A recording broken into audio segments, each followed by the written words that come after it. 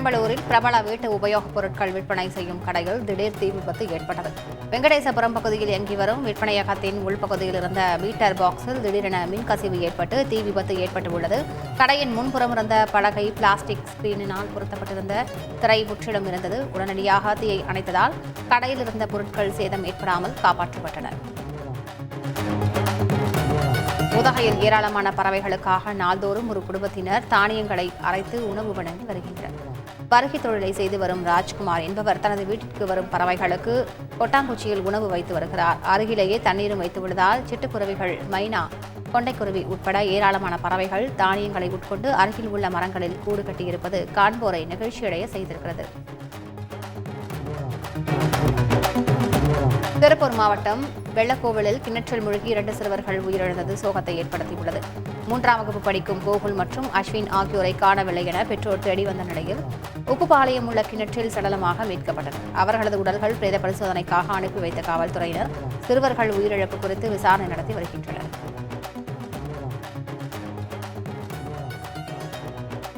மதுராந்தகம் அருகே மாதா கோயில் பௌர்ணமி விழாவிற்கு ஏராளமான பக்தர்கள் குவிந்ததால் வாகன நெரிசல் ஏற்பட்டது. அச்சரப்பாக்கம் பகுதியில் மழை மாதா கிறிஸ்துவ ஆலயத்தில் வழக்கத்தை விட அதிகமான அளவு பக்தர்கள் வருகை தந்தனர். இதனால் அச்சரப்பாக்கம் பஜார் பகுதியிலிருந்து எலப்பாக்கம் கிராமத்திற்கு சாலையில் கடும் போக்குவரத்து நெரிசல் ஏற்பட்டது. வாகனங்கள் 1 கிலோமீட்டர் அளவுக்கு வாகனங்கள் அணிவகுத்து நின்றன.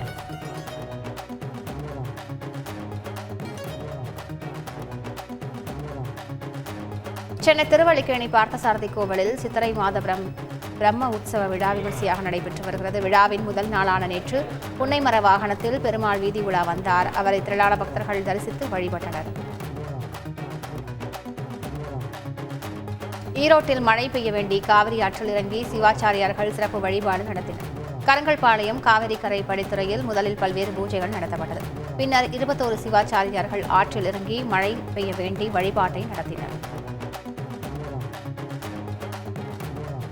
மயிலாடுதுறை அருகே கொட்கை கிராமத்தில் உள்ள ஸ்ரீ செல்வ மாரியம்மன் ஆலயத்தில் தீமிதி உற்சவம் மிக விமர்சையாக நடைபெற்றது.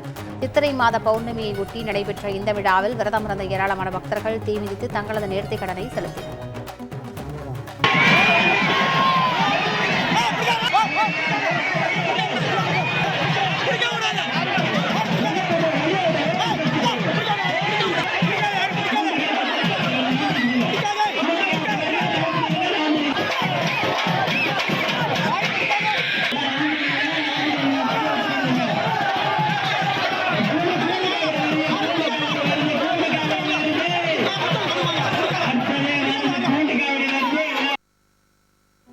திண்டுக்கல் மலைக்கோட்டை அடிவாரத்தில் அமைந்துள்ள பத்ரகாளி அம்மன் கோவில் சித்திரை திருவிழா வெகு விமர்சையாக நடைபெற்றது. கடைசி நாள் நிகழ்வாக நேற்று தெப்பத் திருவிழா நடைபெற்றது. கோட்டை குளத்தில் அலங்கரிக்கப்பட்ட தெப்பத்தில் பத்ரகாளி அம்மன் எழுந்தருளி பக்தர்களுக்கு அருள் பாலித்தார். இதில் ஏராளமானோர் கலந்து கொண்டு சுவாமி தரிசனம் செய்தனர். கடலூர் மாவட்டம் சேத்தியாத்தோப்பு கருப்பசாமி கோவிலில் சித்திரை பௌர்ணமி விழாவை முன்னிட்டு விடிய படியளக்கும் பெருவிழா நடைபெற்றது. இதில் கோவிலின் பூசாரி பல்லாயிரக்கணக்கான பக்தர்கள் முன்னிலையில் கத்தி மேல் நடந்து அருளாசி வழங்கினார். பின்னர் சில்லறை காசுகளை நீண்ட வரிசையில் காத்திருந்த பக்தர்களுக்கு அள்ளி அள்ளி வழங்கினார்.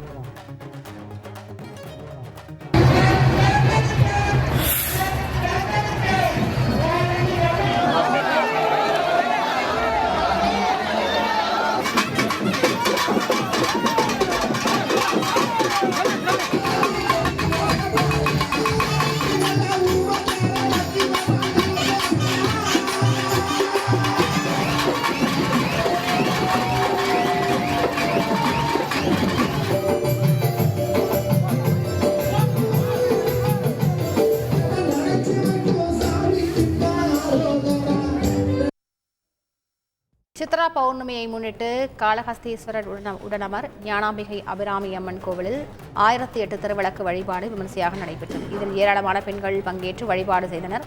இதையடுத்து பத்மகிரீஸ்வரர் அபிராமி அம்மன் உற்சவர்கள் சிவகான வாத்தியங்கள் முழங்க பக்தர்களின் நமச்சிவாய கோஷத்துடன் புறப்பட்டு கிரிவலம் சென்றனர். கிரிவலமானது அபிராமி அம்மன் கோவிலில் துவங்கி பெரிய கடைவீதி, காந்தி மார்க்கெட் வழியாக மலைக்கோட்டையின் நுழைவு வாயில் முன்பு நிறைவடைந்தது. தொடர்ந்து கிரிவலத்தில் கலந்து கொண்ட பக்தர்களுக்கு அன்னதானம் வழங்கப்பட்டது.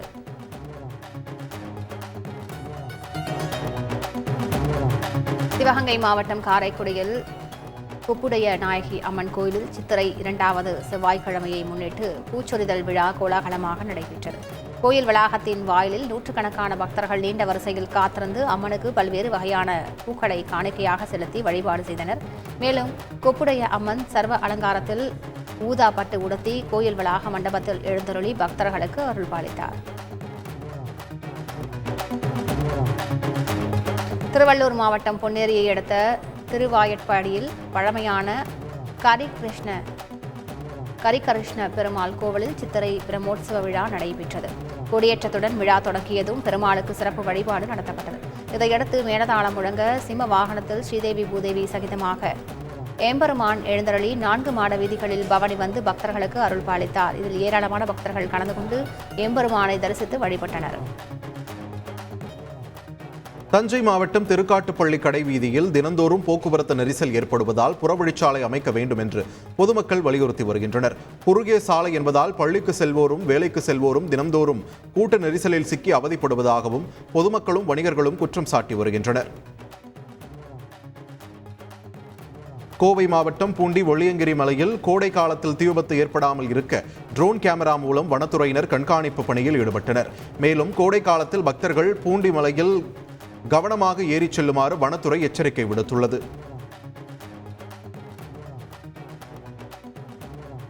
நீலகிரி மாவட்டம் முதுமலை புலிகள் காப்பக வனப்பகுதியில் நீர் பற்றாக்குறையால் யானைகள் உணவு தண்ணீர் தேடி சாலைகளில் வலம் வருவது வாடிக்கையாகிவிட்டது.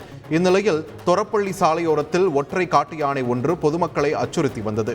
அப்போது யானையை விரட்டச் சென்ற வனத்துறையினரையும் அது வேகமாக துரத்தியது. பின்னர் பல மணி நேரம் போராடி வனத்துறையினர் யானையை விரட்டி அடித்தனர்.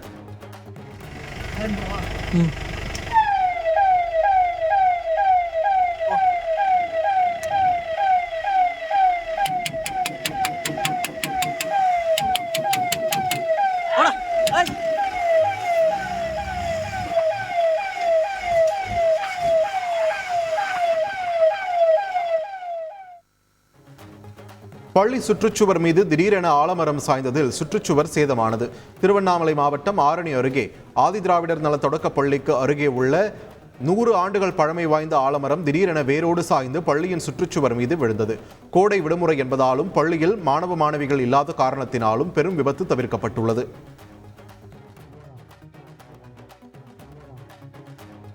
கள்ளக்குறிச்சி மாவட்டம் சின்னசேலத்தில் வட்டாட்சியரை முற்றுகையிட்ட கிராம மக்களால் பரபரப்பு ஏற்பட்டது.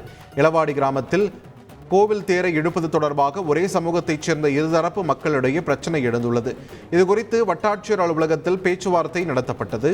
இதில் உடன்பாடு எட்டப்படாததை அடுத்து ஒரு தரப்பு மக்கள் வட்டாட்சியரை முற்றுகையிட்டு உள்ளிருப்பு போராட்டம் நடத்தினர். முருகனின் 4ஆம் படை வீடான சுவாமிமலை முருகன் கோவிலில் சித்திரை திருவிழாவின் 7ஆம் நாள் விழா விமர்சையாக நடைபெற்றது. விழாவில் காமதேனு வாகனத்தில் சுப்பிரமணியர் வள்ளி தெய்வானையுடன் திருவீதி உலா வந்து பக்தர்களுக்கு காட்சி தந்தார். இரவு சித்ரா பௌர்ணமியை ஒட்டி கூட்டு பிரார்த்தனை நடைபெற்றது. தொடர்ந்து பக்தர்கள் கிரிவலமும் வந்து முருகனை வழிபட்டனர். தூத்துக்குடி மாவட்டம் ஸ்ரீவைகுண்டம் அருகே உள்ள கருங்குளம் வெங்கடாச்சலபதி கோவிலில் சித்ரா பௌர்ணமி விழா கோலாகலமாக நடைபெற்றது. சிறப்பு தீபாராதனையுடன் வெங்கடாச்சலபதி வகுளகிரி மலையில் இருந்து பொன் சப்பரத்தில் கீழே இறங்கினார். இதில் ஏராளமான பக்தர்கள் பொன் சப்பரத்தை தாங்கி பிடித்தவாறு கீழே கொண்டு வந்தனர்.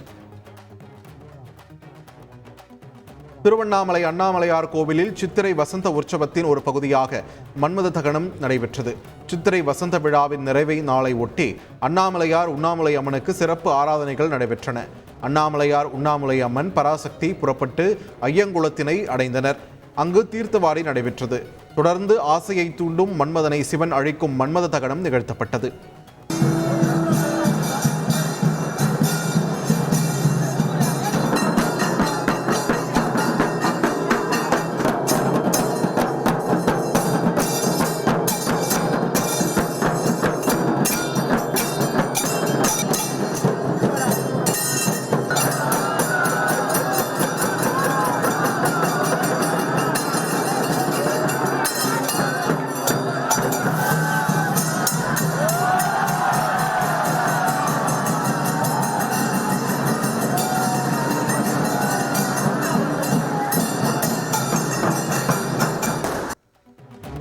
ராணிப்பேட்டை மாவட்டம் அரக்கோணம் தேசிய பேரிடர் மீட்புப் படை வளாகத்தில் பேரிடர் மீட்புப் பணிகளில் பணியாற்றும் நாய்களுக்கு பயிற்சி நிறைவு விழா நடைபெற்றது.